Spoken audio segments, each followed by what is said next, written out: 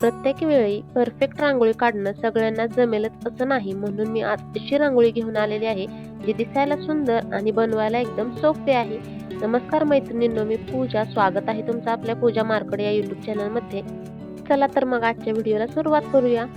आजची रांगोळी बनवण्यासाठी आपल्याला 60% फॅब्रिक ग्लू आणि 40% पाणी अशी कन्सिस्टन्सी असलेलं फॅब्रिक ग्लूचं सोल्युशन तयार करून घ्यायचं आहे. आणि सगळ्यात महत्त्वाचं म्हणजे OHP शीट, याच्याशिवाय आपली रांगोळी पूर्ण होणारच नाही. तर 175 मायक्रॉनचा OHP शीट घेतलेला आहे A4 साईजचा. आणि त्याच्यानंतर मास्किंग टेपने व्हिडिओमध्ये दाखवल्याप्रमाणे जे आपण ड्रॉइंग काढून घेतलेलं आहे त्याच्यावरती हे मास्किंग टेपने चिटकवून घेतलेलं आहे. आणि हवं असेल तर तुम्ही हे परमनंट ब्लॅक कलरच्या किंवा कोणत्याही रंगाच्या मार्कर पेनने हे आउटलाईन ड्रॉ करून घेऊ शकता. मी हे केलेलं नाही कारण मला ही डिझाईन अशी बनवायची आहे, म्हणून मी हे व्यवस्थित स्टिक करून ठेवलेलं आहे आपले जे ड्रॉइंग आहे त्याला. तर मैत्रिणींनो, नेहमीप्रमाणे आपण ही रांगोळी बाहेरून आतमध्ये काढत जाणार नाही, तर आतून बाहेर अशी बनवत जाणार आहोत. तर मधल्या सेंटरमध्ये मी व्यवस्थित फॅब्रिक ग्लू लावून घेतलेला आहे आणि तिथे जो कलर लावलेला आहे तो कलर आहे रेड, ऑरेंज आणि येलो कलर मिक्स करून घेतलेली जी शेड आहे तो आहे. आणि तो व्यवस्थित मी चिटकवून घेतलेला आहे. आणि त्याच्यानंतर जी बाहेरची डिझाईन आहे त्याच्या शेजारची ही डिझाईन व्यवस्थित 10 मिनिट सुकल्यानंतरच आपण ही डिझाईन शेजारची डिझाईन कंप्लीट करायला घेणार आहोत. म्हणजे जे आतला आपला सर्कल आहे त्याच्यावरती हा ब्ल्यू कलर ओव्हरलॅप होणार नाही. आणि हो सगळे ब्ल्यू कलरचे जे डिझाईन आहे ती एकदम आपण करून घेणार नाही, फॅब्रिक ग्लू लावून घेणार नाही. कारण काय होईल, एकाच वेळी जर आपण सगळीकडे फॅब्रिक ग्लू लावला आणि नंतर रांगोळी स्प्रेड केली आणि जेव्हा आपण ती OHP शीटने प्रेस करून झटकून काढतो आणि त्यावेळेस काय होईल की ही ब्ल्यू कलरची रांगोळी जी आपला मधला सेंटर आहे सर्कल त्याच्यावरती ही रांगोळी ओव्हरलॅप होईल. म्हणून मी असं थोड्या थोड्या पोर्शन मधले म्हणजे 2-2 डिझाईन हळूहळू कंप्लीट करून घेत आहे. आणि ज्या साईडची डिझाईन बनवलेली आहे त्याच साईडने ही रांगोळी झटकून काढायची आहे, म्हणजे कोणताही कलर एकमेकांवरती ओव्हरलॅप होणार नाही. त्याच्यानंतर ब्ल्यू कलरच्या बाहेरची डिझाईन आहे ती सुद्धा जो हा ब्ल्यू कलरची डिझाईन आहे ती डिझाईन सुकल्यानंतरच तिथे द्यायचा आहे. मी ही डिझाईन न सुकता दिलं त्याच्यामुळे जो लाईट ग्रीन कलर आहे तो त्याच्यावर थोडासा ओव्हरलॅप झालेला आहे. म्हणून तुम्ही जी आतली डिझाईन आहे ती व्यवस्थित सुकल्यानंतरच त्याची बाहेरची डिझाईन कंप्लीट करायला घ्या. आणि इथे तुम्ही बघत असाल की ही ग्रीन कलरची रांगोळी खूप बारीक असल्यामुळे व्यवस्थित चिटकलेली नाही, त्याच्यामुळे मला पुन्हा एकदा ते फॅब्रिक ग्लू लावून व्यवस्थित ही रांगोळी चिटकवून घ्यावी लागली आहे. आणि तुम्हाला जर तुमची पण अशीच बारीक रांगोळी असेल आणि ही रांगोळी कशी व्यवस्थित चिटकवायची हे जर जाणून घ्यायचं असेल तर आपला जो कोयरीचा रेडी रांगोळीचा व्हिडिओ आहे तो व्हिडिओ एकदा तुम्ही नक्की बघा. त्याच्यामध्ये मी ग्रीन कलर बारीक असल्यामुळे तो कसा कोणती ट्रिक वापरून यूज केलेला आहे हे तुम्हाला समजेल. म्हणजे तुमची जर बारीक रांगोळी असेल तर तुम्ही सुद्धा ती ट्रिक यूज करू शकता. आणि त्या व्हिडिओची लिंक सुद्धा मी त्या आय बटनमध्ये देतच आहे, त्याच्यामुळे तो व्हिडिओ सुद्धा बघायला विसरू नका. मैत्रिणींनो, हा ग्रीन कलर कधी एकदाचा संपतोय असं मला झालंय. याचं कारण म्हणजे तुम्ही बघत असाल सतत मला ही रांगोळी पुन्हा पुन्हा चिटकावावी लागत आहे, अगदी सेलिब्रिटींसारखं. ते जसं प्रत्येक शॉट झाल्यानंतर मेकअपने टचअप करतात तसंच काहीसं झालंय. त्याच्यामुळे कधीही एकदाची रांगोळी संपते असं झालंय मला. आणि इथे बघत असाल तुम्ही काही रांगोळीच्या भागात मी काय केलेलं आहे, लाईट ग्रीन कलर आधी देऊन घेतलेला आहे आणि त्याच्यानंतर तो व्यवस्थित सुकू दिला आहे आणि त्याच्यानंतर डार्क ग्रीन कलर पुन्हा देऊन घेत आहे.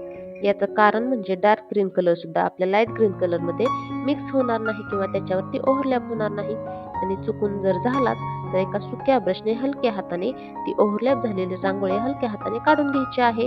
अशा प्रकारे मी पूर्ण रांगोळी तयार करून घेतली आहे. आणि सेकंड लेअर ही फर्स्ट लेअरची रांगोळी अर्धा तास व्यवस्थित सुकल्यानंतर सेकंड लेअर द्यायचा आहे. आणि सेकंड लेअरमध्ये सुद्धा सुरुवात आपण सेंटर पासून करणार आहोत. तर मधला जो कलर होता तो आवडला नव्हता, म्हणून सेकंड लेअर करताना मी हा कलर चेंज करत आहे. तर बाहेरच्या बाजूपासून मी स्टार्ट केलेला आहे. इथून मी डार्क टू लाईट असं कलर शेडिंग करणार आहे. बाहेरच्या बाजूला रेड कलर, नंतर रेड आणि ऑरेंज मिक्स केलेली शेड, नंतर ऑरेंज कलर आणि नंतर येलो आणि ऑरेंज मिक्स केलेली शेड आणि सगळ्यात शेवटी सेंटरला आपला येलो कलर मिक्स करून घेतलेला आहे. आता तुम्ही बघत असाल ही रांगोळी आपली किती सुंदर दिसत आहे, कारण आपण हा मधला सेंटर आहे तो खूप फ्रेश कलर वापरलेले आहे, त्याच्यामुळे किती सुंदर दिसत आहे. आणि सेम आता बाहेरच्या बाजूने जो आपला ब्लू कलर आहे तो व्यवस्थित जो मधला सेंटर आहे तो सुकल्यानंतरच आपण तो यूज करणार आहोत. पण इथे मी राऊंड शेप देत नाही, तर इथे जो ब्लू कलरचा पार्ट आहे तिथे सुद्धा मी पानाचा आकारच देत आहे, जेणेकरून आपली रांगोळी आणखी सुंदर दिसेल. आणि मैत्रिणींनो, आणखी एक गोष्ट सांगायची राहिली ते म्हणजे फॅब्रिक ग्लू आणि पाणी हे यांचं सोल्युशन परफेक्ट कसं बनवायचं हे जर तुम्हाला माहीत नसेल आणि तुमच्याकडून जर सोल्युशन चुकीचं बनत असेल आणि रांगोळीचे पापुद्रे निघत असतील, तर या दोन्ही गोष्टींचं सोल्युशन माझ्याकडे आहे. डॅमेज झालेली रांगोळी व्यवस्थित कशी बनवायची आणि फॅब्रिक ग्लूचं परफेक्ट सोल्युशन कसं बनवायचं याच्यावरती डिटेल व्हिडिओ आपल्या चॅनलवरती अपलोड केलेला आहे. त्याची लिंक सुद्धा मी इथे तुम्हाला आय बटन मध्ये देत आहे. हा व्हिडिओ संपल्यानंतर तो व्हिडिओ सुद्धा एकदा तुम्ही नक्की बघा. आणि तुम्हाला जर मैत्रिणींनो माझ्याकडून रेडी रांगोळी ऑर्डर करायची असेल तर डिस्क्रिप्शन बॉक्समध्ये मी माझ्या इंस्टाग्राम पेजची लिंक दिलेली आहे. तिथून तुम्ही मला इंस्टाग्रामवरती कॉन्टॅक्ट करून तुम्हाला जी रेडी रांगोळी आवडत असेल माझ्याकडची ती तुम्ही नक्कीच ऑर्डर करू शकता. आणखी एक गोष्ट, ज्यांना रेडी रांगोळी बनवायची आहे पण साहित्य काय लागतं हे माहीत नाही, तर याचा सुद्धा व्हिडिओ आपल्या चॅनलवरती अपलोड केलेला आहे. तर इथे आय बटनमध्ये त्या सुद्धा व्हिडिओची मी लिंक तुम्हाला देतच आहे. आणि सोबतच मी जे साहित्य वापरत आहे रेडी रांगोळी बनवण्यासाठी त्या सगळ्या साहित्याची लिंक सुद्धा मी डिस्क्रिप्शनमध्ये दिलेलीच आहे. सोबतच इथे टॅग प्रोडक्टमध्ये सुद्धा त्या सगळ्या साहित्याची लिंक दिलेली आहे. तुम्हाला हवं असेल तर तुम्ही ते साहित्य सुद्धा यूज करू शकता. आणि माझ्यासारखं तुम्ही सुद्धा अशा सुंदर नवीन नवीन रेडी रांगोळी बनवून तुमचं अंगण आणखी सजवू शकता. मैत्रिणींनो, तुम्ही ते बघत असालच, ही जी आपली ग्रीन कलरची रांगोळी आहे ती मधल्या सेंटरवरती ओव्हरलॅप झालेली आहे, म्हणून मी एका सुक्या ब्रशने हलक्या हाताने ती काढून घेतलेली आहे. आणि जो आता बाहेरचा जो आपला फुलाचा पार्ट आहे डिझाईनचा, तिथे मी जो ऑरेंज आणि येलो कलर मिक्स केलेली जी शेड होती ती सुद्धा मी इथे चेंज करत आहे, कारण तो कलर खूपच जास्त डल दिसत आहे किंवा लाईट कलर दिसतोय, म्हणून मी इथे ओरिजिनल जो आपला ऑरेंज कलर आहे तो इथे यूज केलेला आहे. तुम्ही इथे तुम्हाला आवडेल तो कलर यूज करू शकता. आणि हा कलर व्यवस्थित सुकल्यानंतरच त्याच्यावरती बाहेरचा जो भाग आहे येलो कलरचा तिथे मी येलो कलरची रांगोळी व्यवस्थित व्हिडिओमध्ये दाखवल्याप्रमाणे चिटकवून घेतलेली आहे. आणि मैत्रिणींनो, ही रांगोळी चिटकवताना फॅब्रिक ग्लू आधी बाहेरच्या बाजूने लावून घ्यायचा आहे आणि त्याच्यानंतर जो ग्रीन कलरचा पार्ट आहे तिथे लावून घ्यायचा आहे.